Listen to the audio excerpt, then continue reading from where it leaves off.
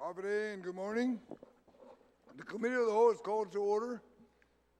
Being that we don't have a quorum, we'll continue on recess until we get a quorum. But I'd like to recognize my colleagues that are here this morning. We have Vice Speaker Tina Rose Munoz-Barnes, Senator Dwayne Sinicas, Senator Chris Barnett, Senator Chris Duenas, and Senator Jesse Juan. Until we get a quorum, then we will continue. Thank you. We're back in recess.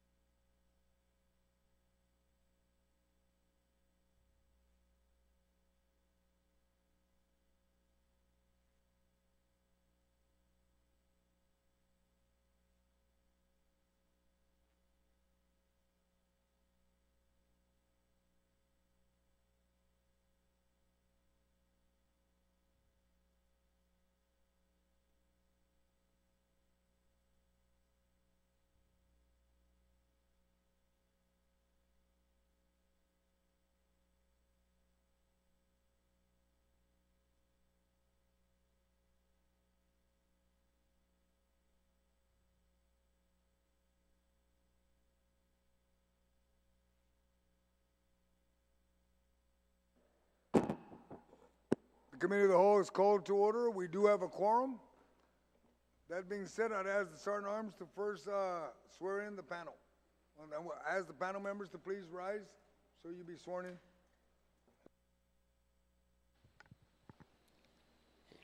Under penalty of perjury, do you all affirm that any and all information you provide today, whether it be verbally, electronically, and in writing, be the truth, the whole truth, and nothing but the truth?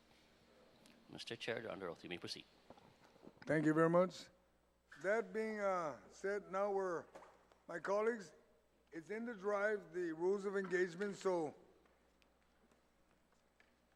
please, and time, please review it to make sure that we stay in order throughout this budget session. With that, I'd ask the OFB folks to please identify yourself, and then I'll have the BBMR and DOA director identify themselves. We'll begin with the director first. Good morning. I'm Steve Guerrero, Director of OFB. Hafide Llewellyn Terlahi, Chief Fiscal Analyst. Vanessa Valencia, Budget Analyst. Good morning, Senators. Edward Byrne, Director of Administration. Good morning, Lester Carlson, Director, BBMR. Thank you, panelists. With that, I'd ask the panel first to talk about the budget that's presented. We'll have OFB first present the budget, and then we'll have from the governor's office, from BBMR Director Carlson to express his opinion of it and where they stand on it. And we'll begin with Mr. Guerrero. Sir. Thank you, Mr. Chair. Good morning, Madam Speaker, Vice Speaker, Senators, and all of those watching today's budget session. My name is Steve Guerrero. I'm the Director of Office of Finance and Budget.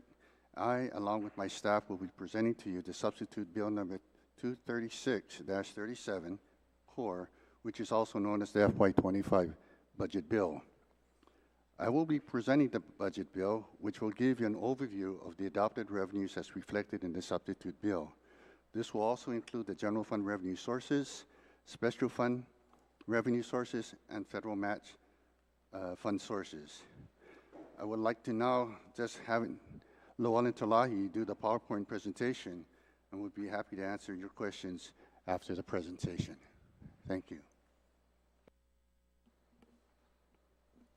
Can we bring up the presentation? Okay, so Hafide Senators, today we would like to share with you the Government of Guam's fiscal year 2025 budget and provide you with an overview of the revenue levels included in the substitute bill 236-37, as well as the appropriations and allocations of the budget. Our proposed revenue levels have been carefully considered to balance the need for essential services and considering economic trends. We have aimed to create a budget that is both reasonable and sustainable, ensuring that we can fund the programs and initiatives that our citizens rely on while maintaining fiscal responsibility. Next slide. The OFB revenue level proposed is $1,308,834,221, which is comprised of $906,464,877, or 69.3% from the general fund, $212,273,986,000, or 16.2% from special funds, and $190,095,358, or 14.5% from federal matching grants and aid.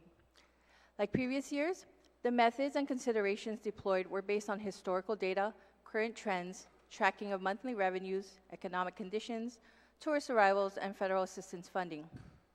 Our approach has always been a conservative one, but has allowed Guam to realize surpluses and still be adequately funded for basic operations and personnel costs. Next slide.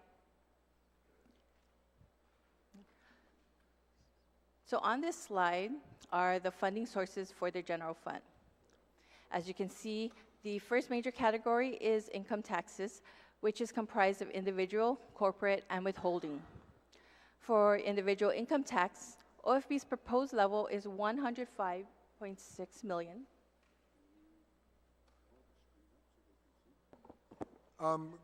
Can the screen be blown up just a little bit more?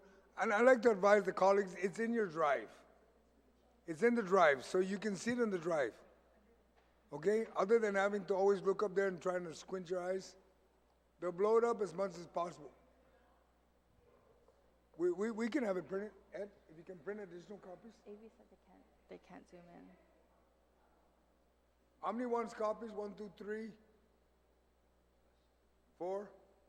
Well, you guys are going to get, they're making copies. I think you got it ready. Okay.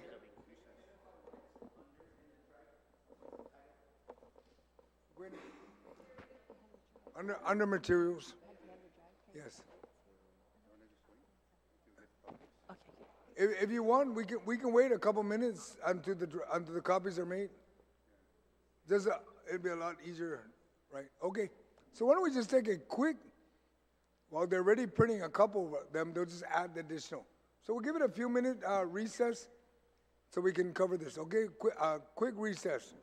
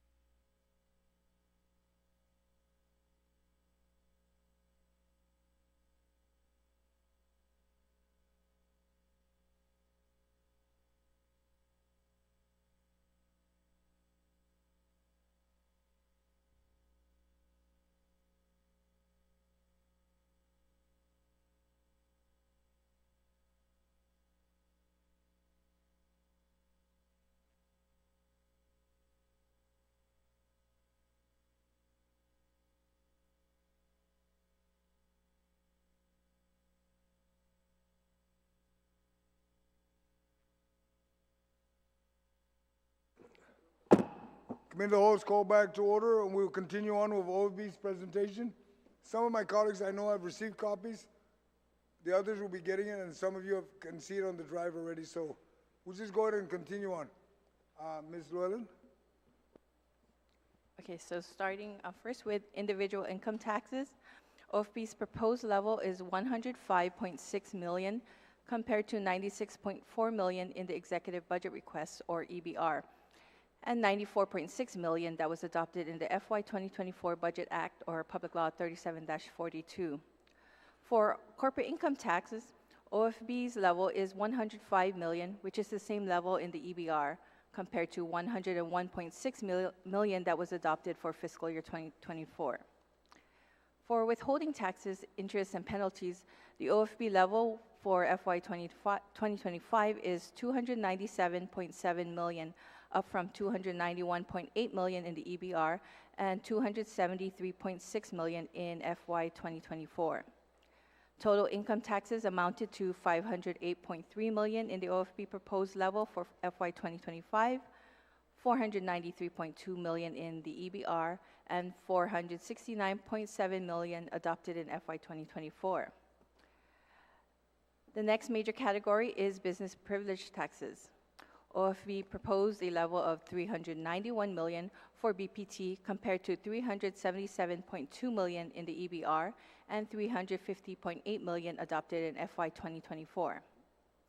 Other taxes, mainly consisting of use taxes, are projected at 9.3 million by OFB, which is the same level in the EBR compared to 6.7 million that was adopted in FY 2024.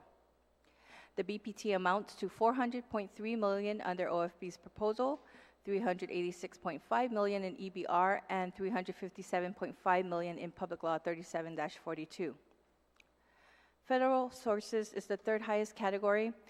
Under Section 30 funds, OFB's level is 76.4 million, based on a recent update provided by BBMR.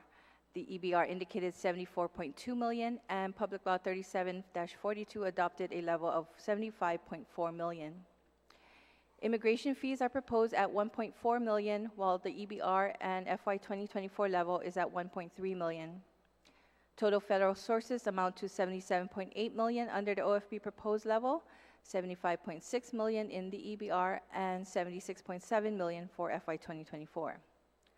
For use of money and property, OFB's proposed level is 2.7 million compared to 1.1 million in the EBR and 431,000 in FY 2024. For license fees and permits, OFB's proposed level is 4.4 million compared to 4 million in the EBR and 3.4 million for FY 2024. OFB's proposed level for department charges is 1.4 million, which is the exact figure in the EBR and about the same level as the FY 2024 level. Total gross revenues are proposed at 994.8 million by OFB compared to 961.7 million in the EBR and 909.3 million in Public Law 37-42. Under available for appropriation when factoring in the subsidies that will be discussed in more detail on the next slide, and the 2% reserve for the rainy day fund, the general fund level available for appropriations proposed by OFB is 906.5 million, 860.4 million in the EBR, and 812.3 million adopted in Public Law 37-42. This amounts to a difference of 46.1 million compared to the EBR, and an overall amount of 94.2 million compared to the FY 2024 adopted level. Next slide.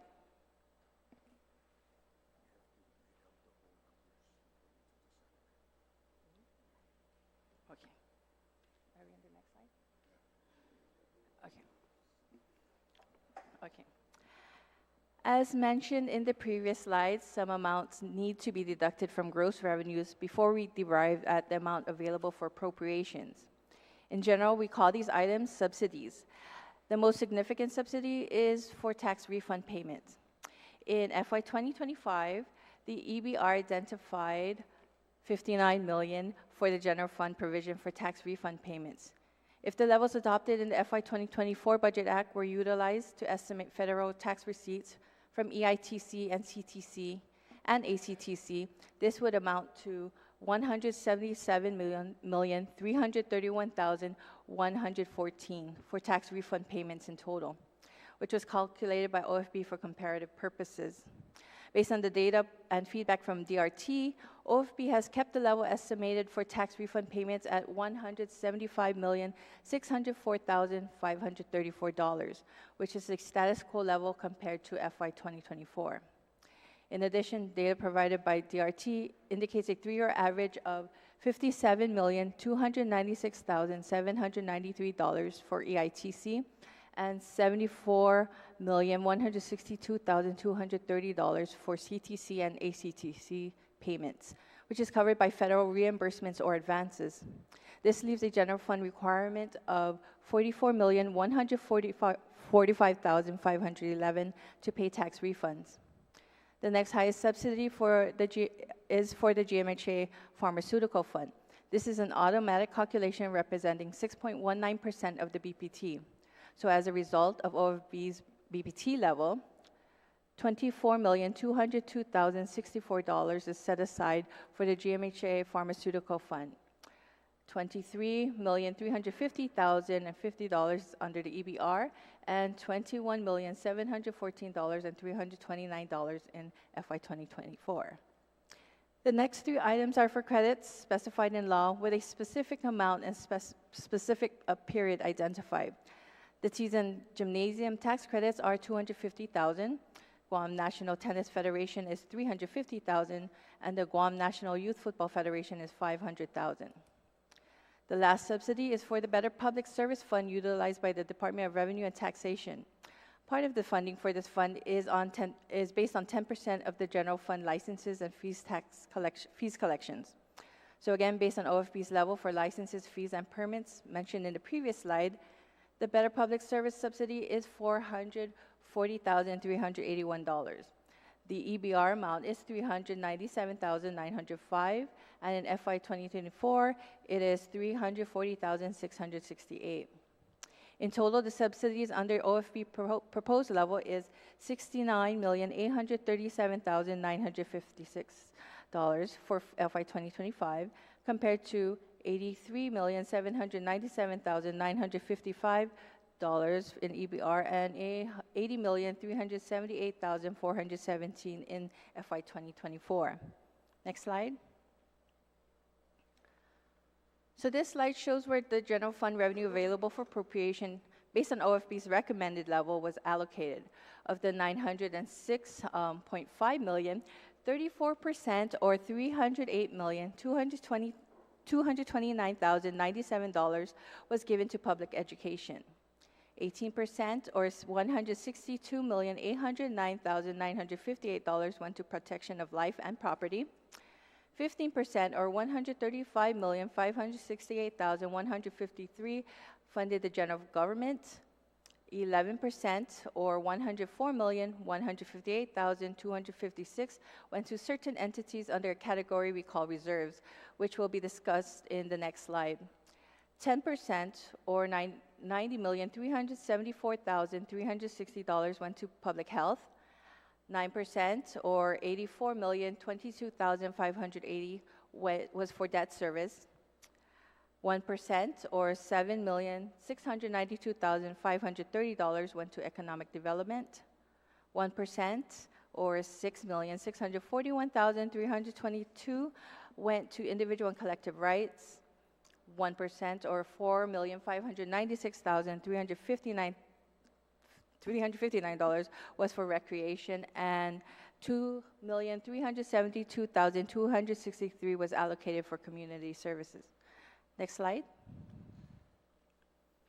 So as mentioned, the category reserves include I Legislature in Guåhan, Office of Finance and Budget, Unified Judiciary of Guam, Public Defender Services Corporation, and Alternate Public Defender, Mayor's Council of Guam, Office of Public Accountability, Office of the Attorney General, Chamorro Land Trust Commission, Guam Election Commission, Guam Visitors Bureau, Guam Board of Accountancy, Guam Ancestral Lands Commission. Those with the asterisks are funded by special funds. Next slide. So moving on to special funds. First, we have the Healthy Future Funds, which OFB's level is recommended at $23,483,837, which is an $8,272,296 decrease, compared to the $31,756,133 in the EBR, and the FY2024 adopted level was $33,032,269. For the Guam Educational Facilities Fund, OFB recommends the same level in the EBR, which is about $35,864,705, which is roughly about the same as the adopted level in 2024 at $35,807,731. The Guam Highway Fund level recommended by OFB is $10,640,173, which is also the same level in the EBR.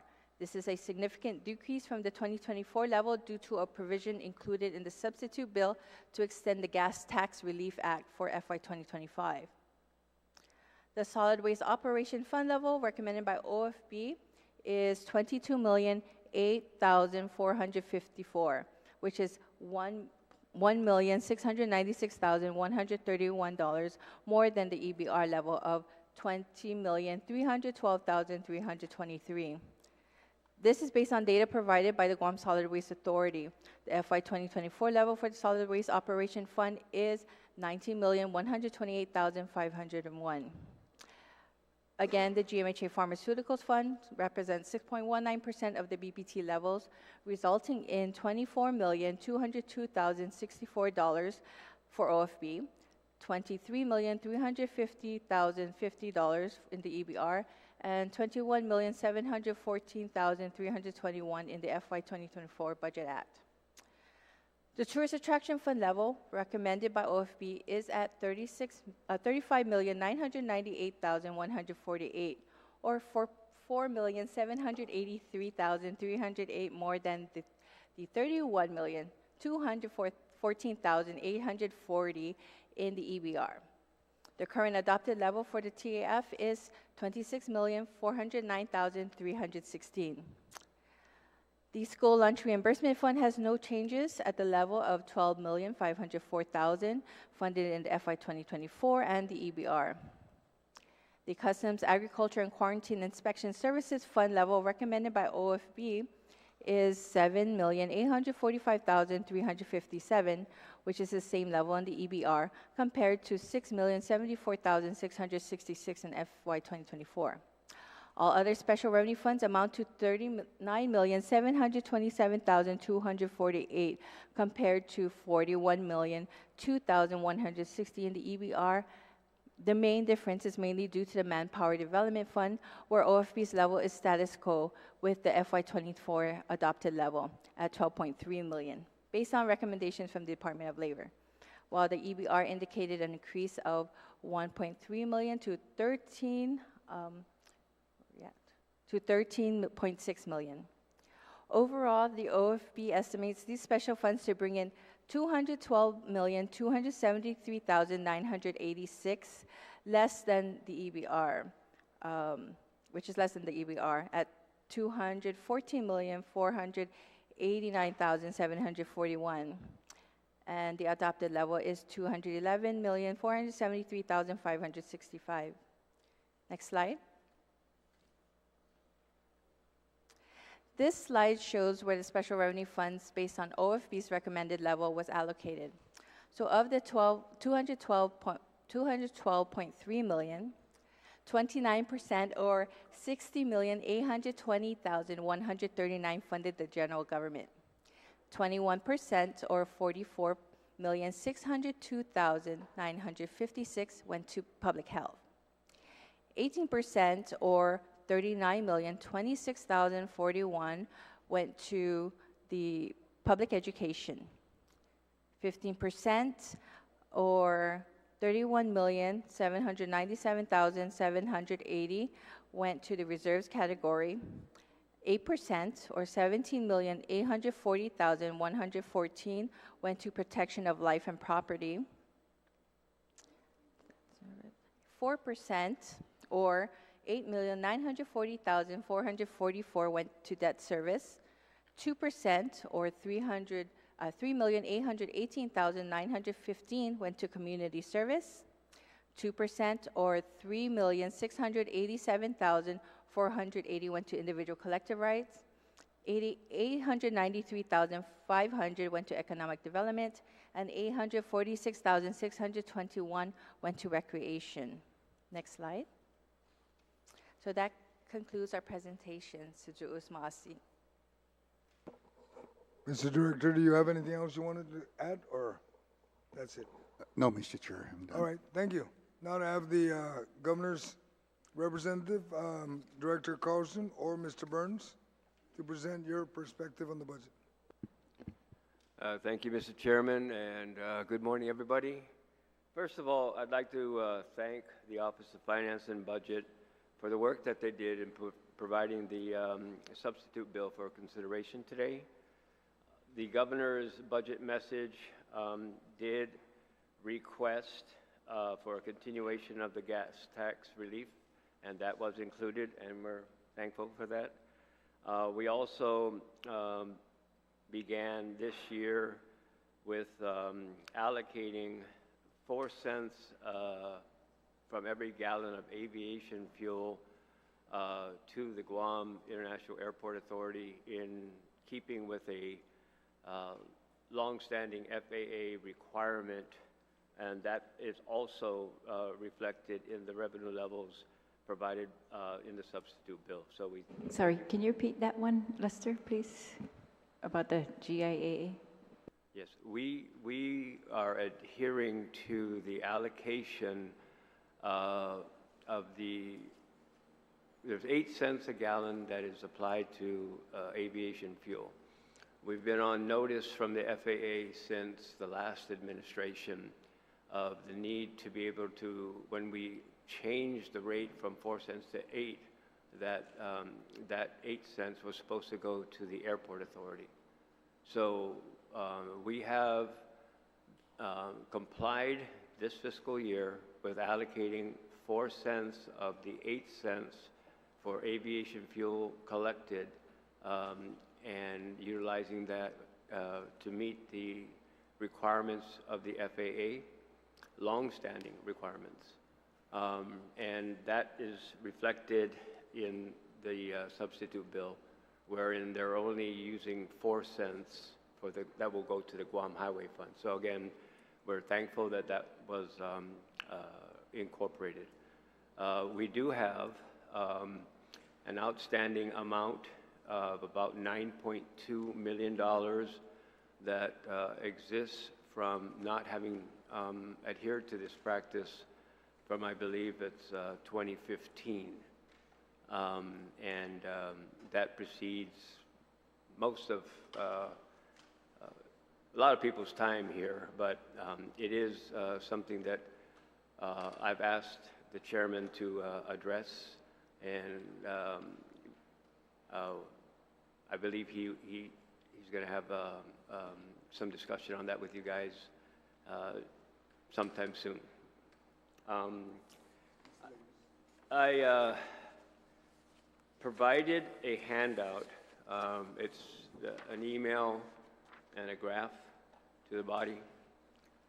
And basically, if I could take you to the graph part, the colored one. When we met with Chairman San Augustine and his staff Monday afternoon about 2:45, we were presented, well, actually, we weren't never presented with the first budget version. We got a hold of it, but we were never actually given it. But you see a summary under first version, and we were thankful that the Guam Cultural Repository was funded, and we're thankful that the Forensic Crime Lab HVAC system was funded. and so were the recruit requirements for corrections, fire, and the Guam Police Department. Tuesday morning, we got the second version. We officially got the second version. So what you're seeing here is a comparison from the first version and the second version, and the second version took out the funding for the Guam Cultural Repository and the GPD Forensic Lab HVAC system and transferred that $3.6 million to the University of Guam. You also see that, thankfully, and we are very appreciative, that the second version included $1,064,000 for the operations of the Office of Homelessness and Poverty Prevention, which was not funded in the first version, so we're thankful for that. We did discuss a funding level of $1.3 million, and we still were hoping that that funding level could be realized. There were also some reductions in the funding levels from version 1 to version 2 for DOC, GFD, and GPD, as reflected in what you see. There was an increase in the government claims fund, and there was an increase in the single audit funding requirement. Department of Labor operations got a subsidy, as you can see, of $181,000. So the email that I sent with the governor's approval to members of the OFB and Senator San Augustine himself, we're asking to restore the $1.6 million for the operations of the cultural repository that were in version 1, restore the $2 million to the Guam Police Department that was in version 1, and restore the funding level for OHAP, or increase the funding level that was in version 2 to the amount that we discussed Monday, which is $1.3 million.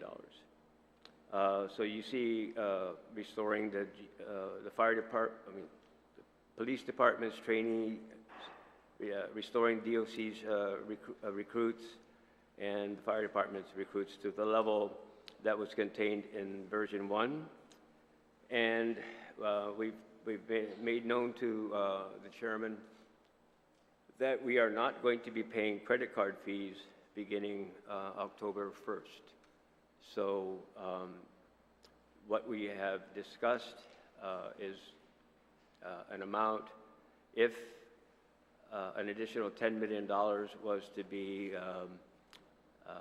added to the budget or found from reserves, that if the body is of the opinion and that funding a limited amount of credit card convenience fees is appropriate, then we're suggesting that be that be done. We have benefited greatly from a collection standpoint, particularly during COVID, when there was limited mobility, but everybody in the government of Guam, for example, continued to get paid. So the convenience fee waiving made people lean towards utilizing credit cards to make pay their obligations. They could do it from their home. We adapted as a government to allow for Treasurer of Guam to receive these payments. But the amount of money for the services has grown substantially and is something that we cannot bear any longer. And we defer to the legislature to, in some form or fashion,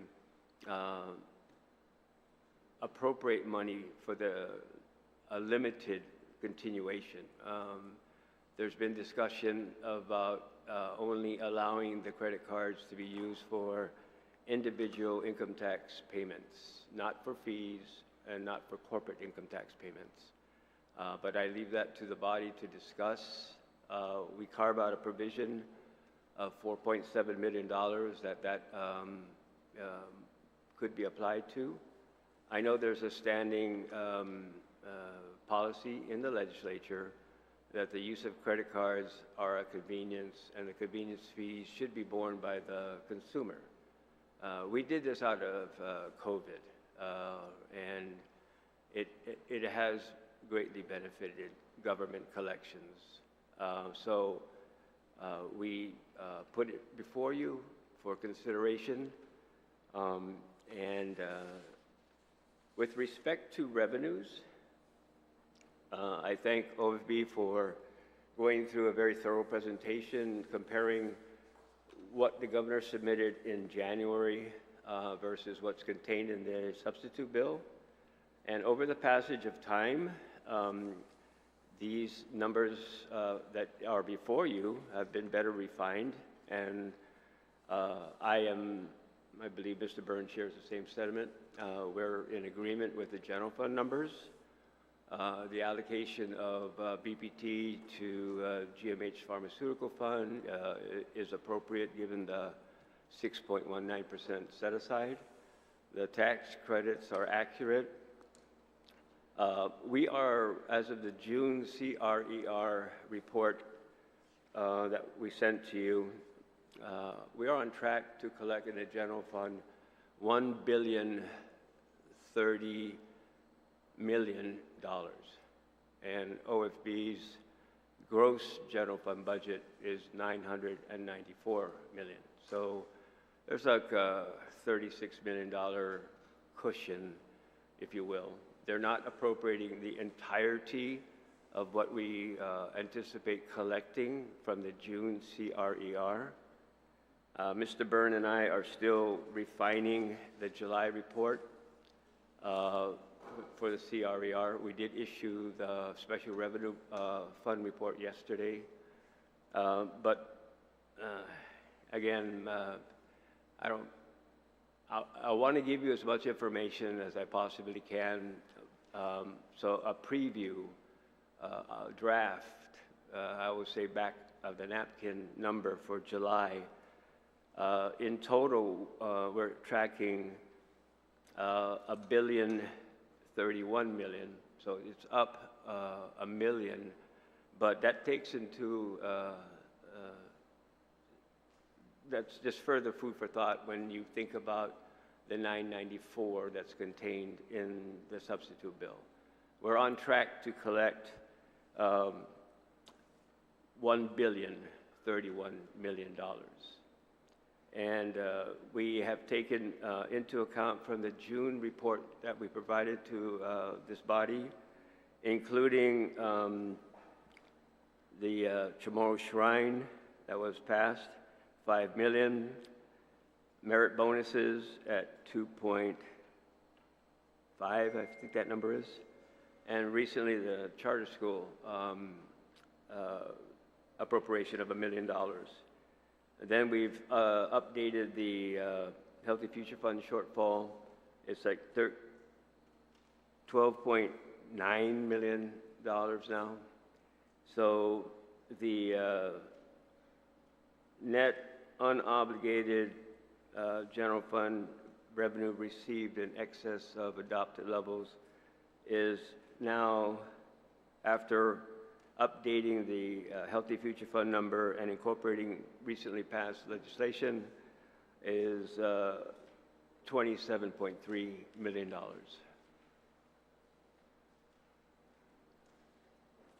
As far as the special fund numbers are concerned, the biggest variance in all of the information presented by OFB really is attributed to the Healthy Future Fund.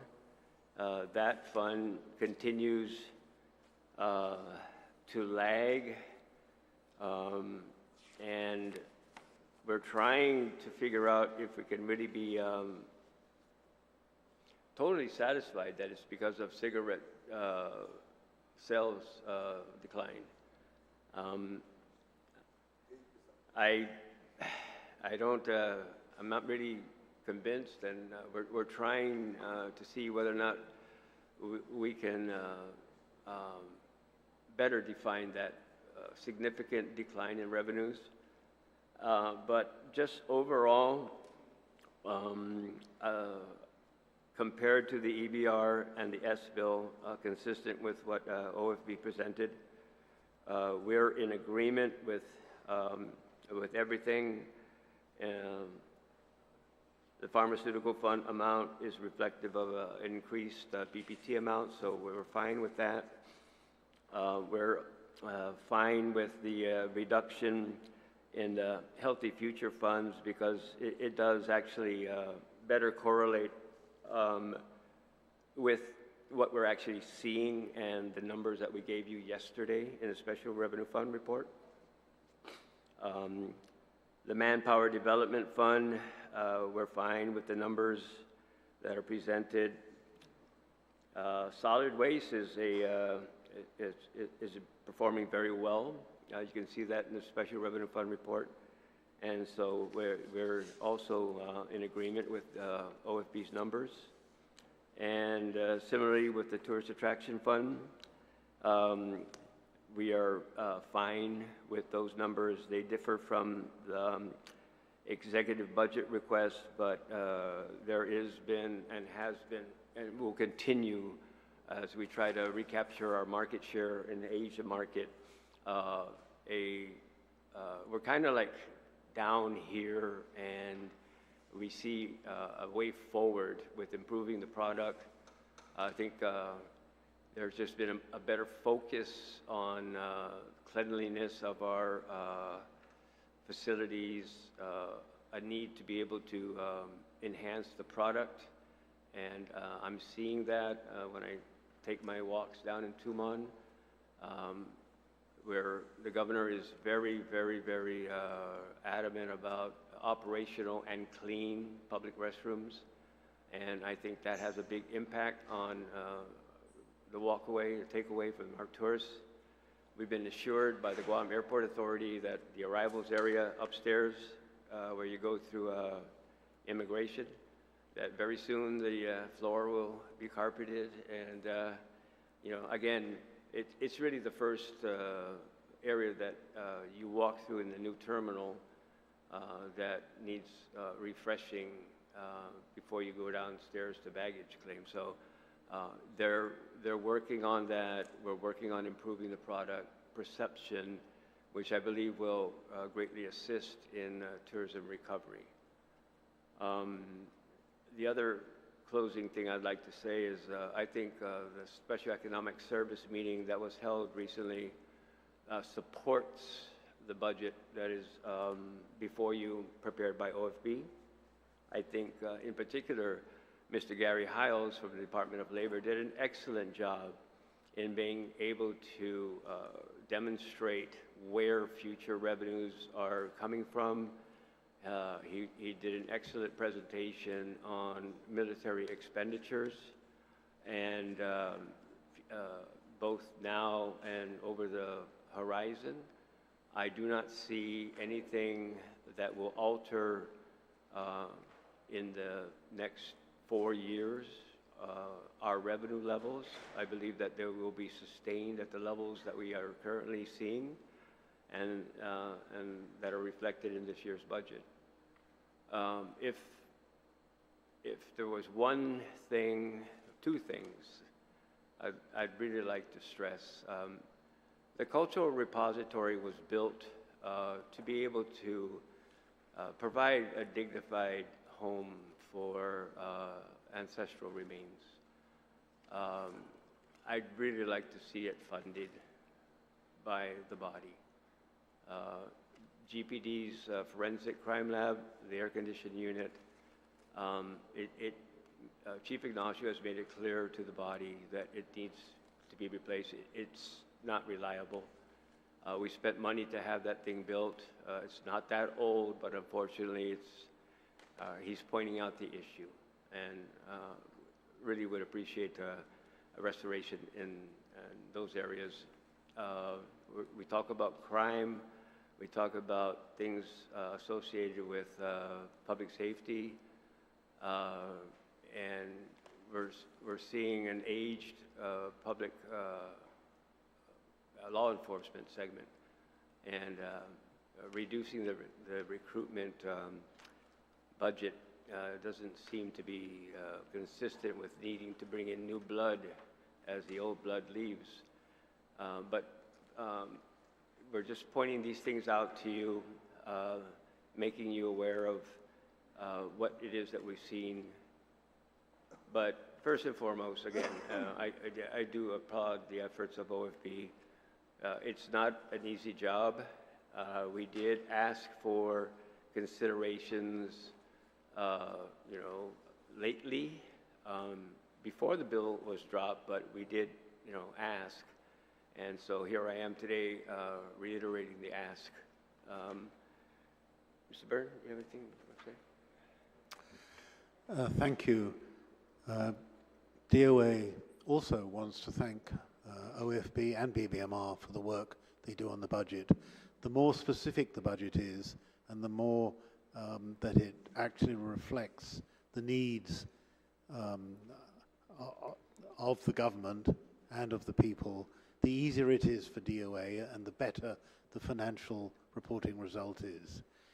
We are particularly grateful that the shortfall in Healthy Futures Fund is being addressed. It's no news to senators that we've struggled with the appropriations to the Healthy Futures Fund, which have been held up because of the shortfall in its revenues. So we're glad that's been addressed. With respect to Mr. Carlson's comments about credit cards, I certainly would reiterate the view that the payment of credit card fees has helped us to collect quicker taxes and fees. And so we want to make sure that we kind of have a soft landing on that, and that's why funding for individual taxpayers is being proposed to be funded. We have had some fairly large payments going through paid by credit card by corporate entities that are fees or large payments due, and it would seem reasonable to restrict those and make sure that just individuals who are paying their regular taxes are allowed this payment. Otherwise, we end up, and we have ended up in the past, in particular with individual taxpayers, with checks that bounce, and we certainly don't want to do that because that involves a lot of work. In general, certainly DOA supports the revenue levels, especially as you can see them come through, and following on Mr. Carlson's comments about July. June and July traditionally have been months where revenue levels have generally been weaker, but we've seen that this June and July revenue levels have certainly held up, and certainly August and September have been generally better months, and we're looking forward to bringing in these higher levels of revenues in August and September.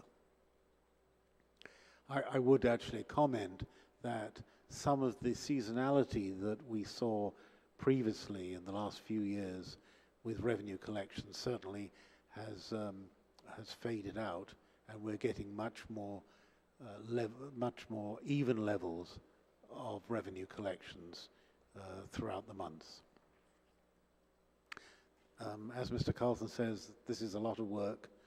We commend everybody that's been involved with the work. We're looking forward to embarking upon Fiscal 25 and putting these numbers into our system, and the quicker we do that, the quicker that we can embark upon all the procurements and all the recruiting that we have to do for Fiscal 25. So DOA certainly thanks senators further our attention to this, and we look forward to discussing it with you.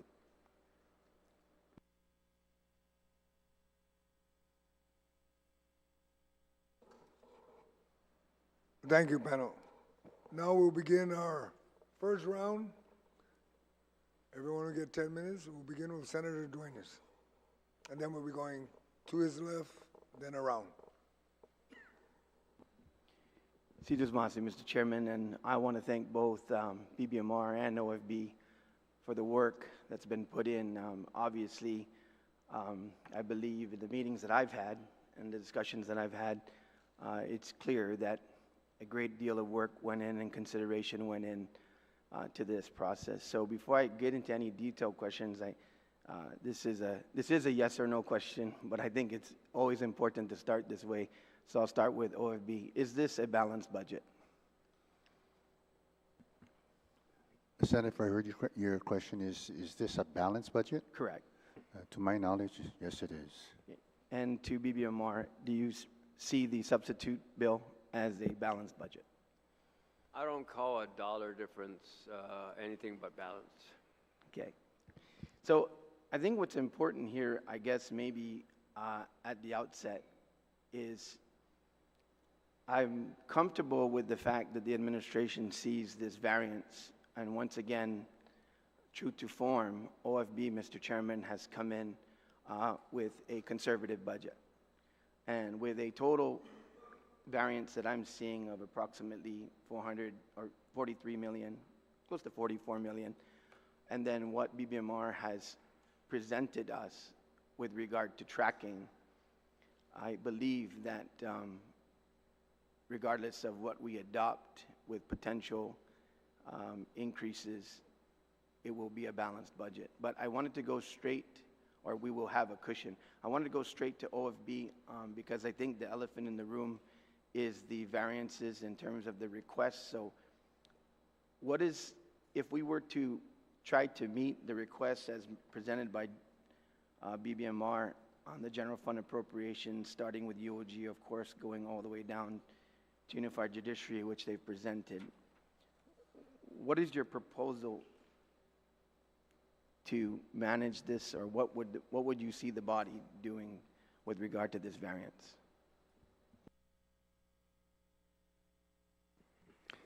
Yes, Senator.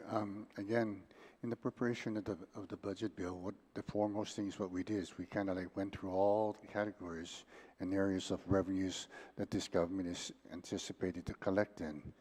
We use different methods of trying to analyze the data and come up with the most realistic method we feel that is practical and achievable to collect these revenues over the next upcoming 12 months. If you notice that BBMR is actually tracking, it's actually higher than us. And Mr. Carlson is correct that, right now as it stands, are roughly about 35 or 36 million above, providing a cushion and not having to appropriate everything that is being projected or estimated to be received. I have, at least for the last 5 years, have been conservative. I don't think I've been too conservative, but conservative to a point where I feel that, the government is in a position to collect the anticipated revenues. And luckily, over the last at least 2 years, we've far exceeded that amount. Bear in mind, last year we appropriated about 100 million over the previous year's budget. This year we're up to about 96 million over the current FY24 budget, and leaving a cushion of 36 million, we're not even talking about 1% of the total budget. And I'm just kind of like, if you're asking me if I'm comfortable with what's being presented in the bill, yes. If you're asking me whether or not we can increase that, for me, I'm really going to have to go back to the drawing board and see where we can squeeze in another 5, 10, 15 million, or up to 30 million, or the 35 million that, is being projected. So for me, like I said, it's just my approach is to provide a little cushion, and not appropriate up to the level. And for me, honestly, 30 million, 35 million of a $1.3 billion budget I mean, I think that's a safe question to ask. So Lester, I guess going back to, I think we have to try to use a benchmark because you're looking for the appropriation authority, but I want to see what the current real time is in terms of how you're managing your cash. Obviously, the revenues continue to support 100% really of the appropriations and in excess of the current year. So are you exercising any kind of reserve currently within any of the agencies? With respect to reserves, sir, yes, we are, but as mentioned a couple of months ago, they're always available when necessary. I have been releasing reserves on a more frequent basis as we get closer to the end of the fiscal year, so that budgetary tool that I have basically is it's still in play and it serves its purpose, but please don't misunderstand the ability for an agency to request for the release of the reserves or for us to actually do it ourselves because we see a shortfall. Mr. Byrne will send me a account reconciliation report where different agencies have negative balances in certain areas. And we go through an exercise of internally making funds available to mitigate any negative balances. And if we have to go into the reserves, then thankfully we have the reserves to be able to do that. So the revenues are, again, I agree 100% with Mr. Guerrero. There is that conservative cushion. I think he's probably being pushed to his his professional limit with the amount that's contained there, and maybe a little resistant to going any higher, which is just Steve Guerrero for you, but that's okay. Sorry, back to your question on reserves. Yes, there are, and yes, they're being released and are always available. I think the comfort level that I currently, at least from my perspective, do enjoy is the conservative Steve Guerrero is something that I associate with. But I just see, I'm concerned because of the fact that these are the programs that you have identified, UOG, the repository, the HVAC, OHAP, corrections recruits, fire recruits, police recruits. These are really, really critical areas. I know there's been some discussion.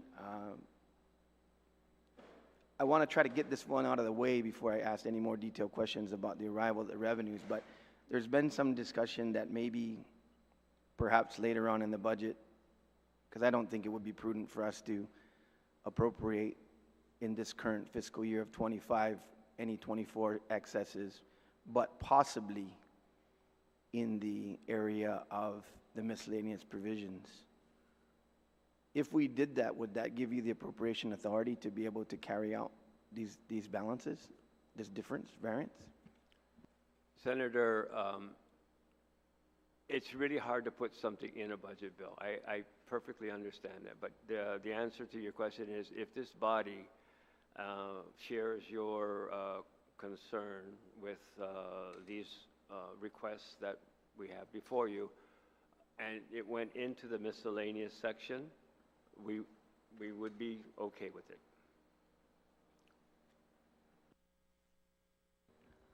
I think, Lester, that might be a compromise, because the fact is also that I think what you're looking for here is appropriation authority for these critical programs. Your obvious continuation, as you've mentioned, to live with exercising reserves, particularly on agencies that have a tendency to be spending over their limit and going in and, for lack of a better word, maybe cracking the whip on that to say, listen, you have to live within your appropriation level, and the ability to transfer seems to me like it's giving you that tool. As long as you've got appropriation authority, but if we want to be disciplined and maintain our appropriation levels, I'm happy that you say to us that you're going to be comfortable with that possibility, because I think that probably will be the compromise. I don't know the appetite of the body, but I think to raise revenues at this point probably might not be there, but we'll listen to the rest of the discussion. I noticed, particularly with customs, is that maybe for OFB and BBMR, is that indicative of the activity at the airport, arrivals, and how they derive their revenue as it's now started to restore to its prior levels? I wanted to just get that on the record. Yes, sir. The same applies with the TAF. So it's a function of visitor arrivals. We didn't hit marks during COVID. We're hitting well over the marks in this year. It's a direct result of the increased tourism activity and visitor arrivals. Does BBMR or OFB concur with that? Because that seems to have been a big relief in terms of the former general fund subsidy, so I think that's really getting us there as well. I agree, Senator. You know, there is a direct correlation between the operation of customs and, of course, GVB, the TAF. And, you know, their collections are based on arrivals and how much the fees they charge. In the case of custom and quarantine, we hope that, you know, we do see an upward increase with them. I hope within the next year it actually increases. And that will also correlate or be in line with tourist arrivals that GVB is also anticipating will increase. So that would also help the TAF. But yes, I do agree with this assessment. So moving along, Lester, or either Ed Byrne or Lester, or maybe both, but I'm looking once again at the EITC, ACTC, and those credits. They continue to track very robustly. Is your projection based on either an anticipation of that level, or what did you take into consideration what you're currently tracking? Because it's leaving us with basically a provision of about $49 million for tax refunds, which is way different than what we used to do from the general fund. Yeah, thank you, Senator. The legislation, the federal legislation that provides for those advances requires the IRS basically to make up for the loss that the territory would suffer as a result of paying out those tax credits. So it basically should balance whatever is needed is what we should receive. The balance that's left, the refunds that come from the general fund are the balance of refunds that don't pertain to those particular credits. So for the people of Guam listening, because every year this is, and the announcements continue to come out, which is appropriate, so people can check if their check is in the mail. But so there is absolutely, in terms of this adopted levels for appropriation, there is no question that tax refunds will continue to be earlier on time based on your tracking and disappropriation level. There should be no glitches there.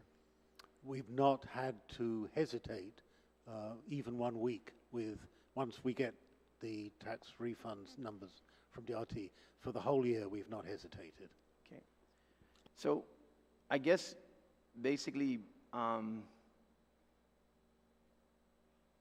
the fundamental question for you, I guess, Lester, aside from what you've identified, and you're concurring with OFB's numbers and findings.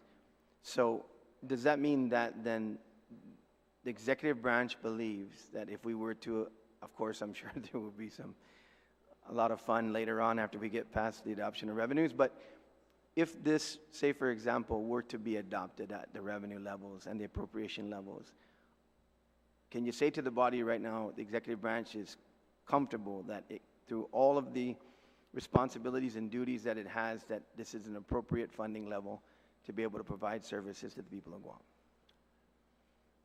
I will affirm that, sir. And again, I don't want to seem like I'm buttering up OFB, but they did a good job. They really did a good job in holding hearings, listening to the needs of the department, and funding the department's requirements accordingly. And yes, outside of these few items that we're bringing to your attention, yes, the administration supports this.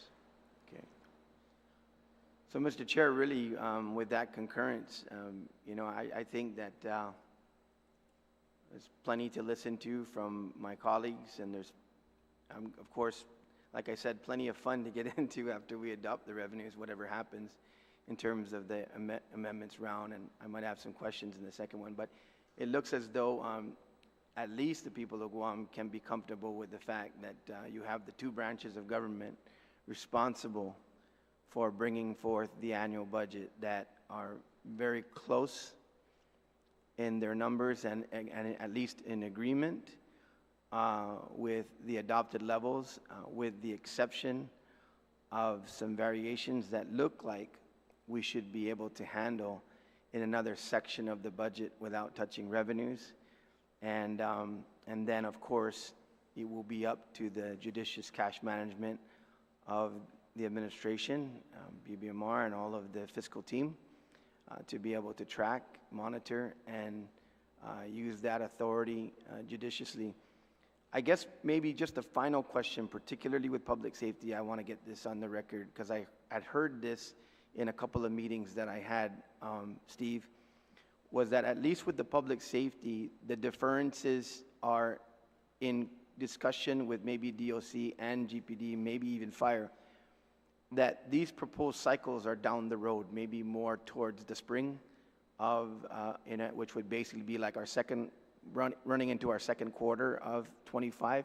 Was that a consideration in terms of cash management and this budgetary allotment based on the fact that some of those are down the road and current cycles are not affected? Yes, Senator, you're absolutely right.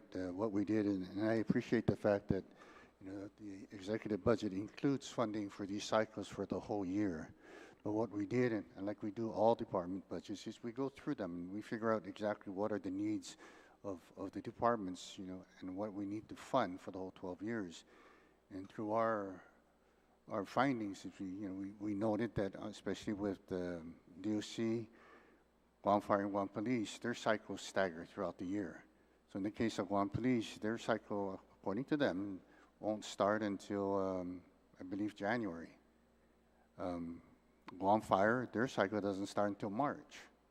So we went back and we looked and we figured, there is some cushion, you can say, in the funding of these positions that we felt that there are critical needs that we need to address, and that taking these funds and reallocating to these needs were probably more prudent at the time when we put this budget together. So yes. So go ahead. If I could also comment on that, yes. That we do have lists for these departments. It's certainly helpful to both to the department and to us to have these cycles as quickly as possible. We can't cope with them all at one time because DOA has to process these cycles for each agency. But the quicker we do it, the quicker then we can get people into positions, and most importantly, we don't lose people taking other jobs when we really want them to apply for these critical jobs. And I think that's why we're looking at making sure you have the flexibility.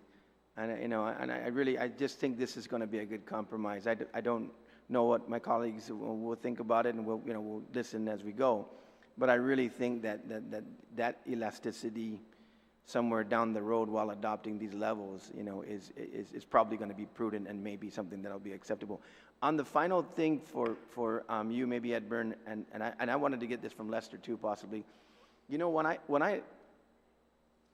I look at the credit card convenience fees in terms of the ability to subsidize that, I'm kind of looking at it almost along some of the other programs we've done in the government to try to give people a break. I view that appropriation kind of as something that we should also give back to the people as we're capable of. I know it's a charge that you're using your card to make a payment, but first of all, the economic benefit from not having that downside of bounce checks and all the other things where you have to chase money is one thing. The second is do you see it as a benefit? Thank you, Mr. Chairman. As I think I indicated before, yes, I do. We live in a world, basically, where people use credit cards. And we certainly want to help people to pay their liabilities. And if it means using credit cards, then we should certainly look at some way of helping them. My comments were particularly related to individuals, because individuals are the people that need the most help. You know, corporations have other sources of funding, and their choice to use credit cards may depend upon their particular type of credit card, but certainly individuals in the management of their finances, and when individuals pay taxes, you know, it's because they have filed a tax return that requires a payment. We certainly I would certainly recommend that we help them. And just one more comment on that. We're doing this for the gas tax relief. So we are doing something with the people's money and giving it back through the continuation of the gas tax relief, which is embodied in the substitute bill. That's my time, Mr. Chairman. Sujusmasi. You had a second left, Senator Range, but that's good. Senator Parkinson, do you have any questions for the panel? Yes, I do, sir. Thank you. So these questions are in reference to the OFB overall summary, the combined document for OFB. BBMR tracking as of June CRER for general fund revenues is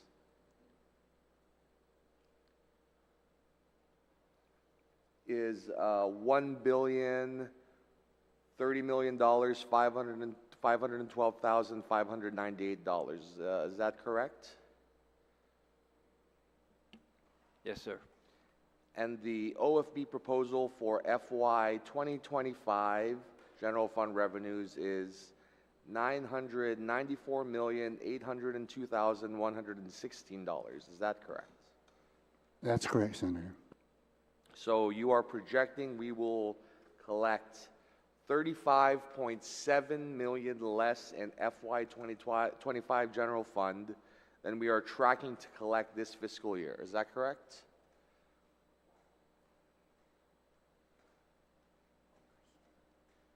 If you're referring to the difference between the two trackers, yes. Okay. So I just kind of want to go through the component parts of that projection. BBMR tracking of the corporate income tax for FY 2024 is $112,613,161.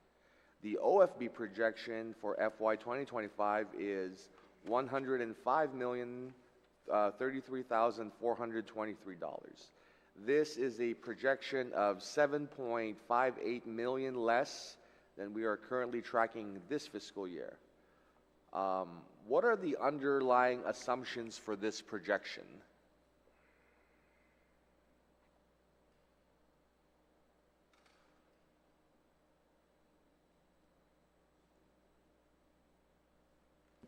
Are you referring to the individual or corporate? Yes, the tracking of just the corporate income tax. I'm seeing a difference of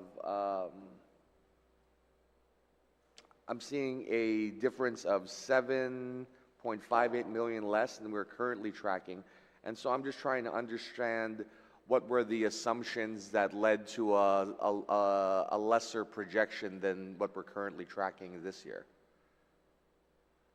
I'm just trying to understand the assumptions of this projection.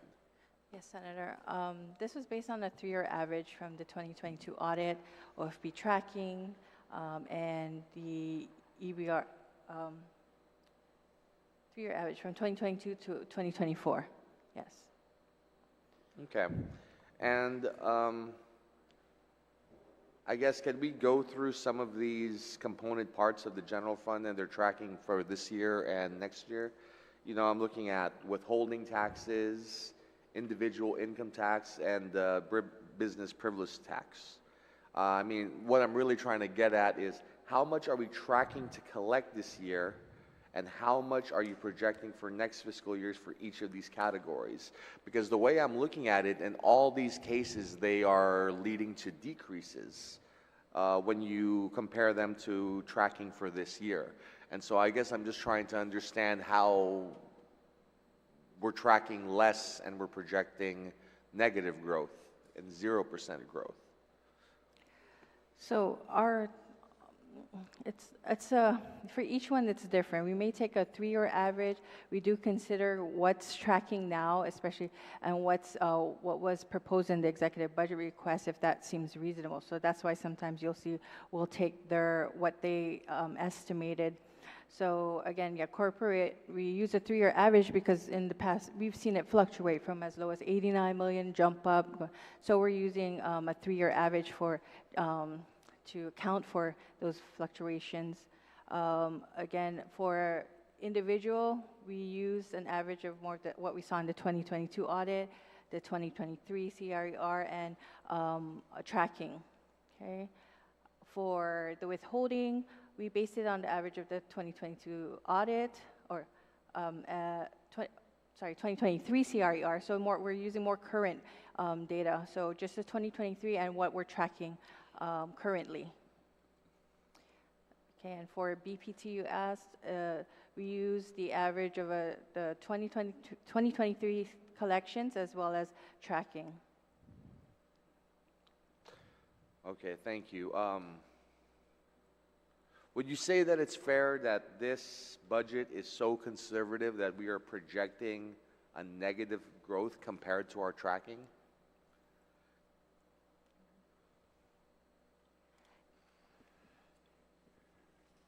Senator, if you're referring to the tracking, just bear in mind, the tracking is based on various methods and what we anticipate to collect. But the fact is that we are over the current year appropriation level. It's not necessarily a negative. It's still a positive growth. It's just the growth is minimized by the percentage of how you want to grow it. So right now, we are experiencing, according to BBMR, maybe by the end of the year, another $30 million in excess revenues anticipated. So that in itself is telling you there's a constant growth. We are appropriating, based on this bill, $96 million over the FY24. And just please don't get me wrong. I hope and I pray that we do collect in excess of what we are appropriating. And that is the goal here, is to keep afloat and make sure we don't collect less than what we appropriate. But what's being appropriated in the bill is still a substantial growth over the current FY24. And the projection, the estimated revenues that are coming in, it is a upward growth movement. It is not a negative. Thank you for that response. I just wanted to observe that last budget season, I had pointed out that when we underproject, we end up with surpluses that will be appropriated throughout the year. And that has mostly come true and to fruition, mostly in the form of power credits. So I just want to consider the possibility, would it be prudent to project more, in the corporate income tax perhaps? Not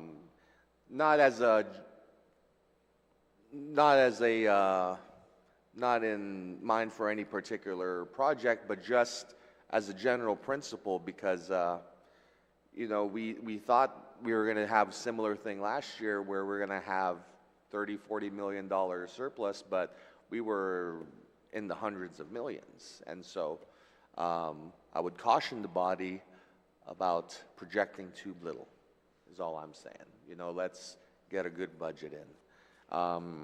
And with that, Mr. Chair, I yield the rest of my time. Thank you.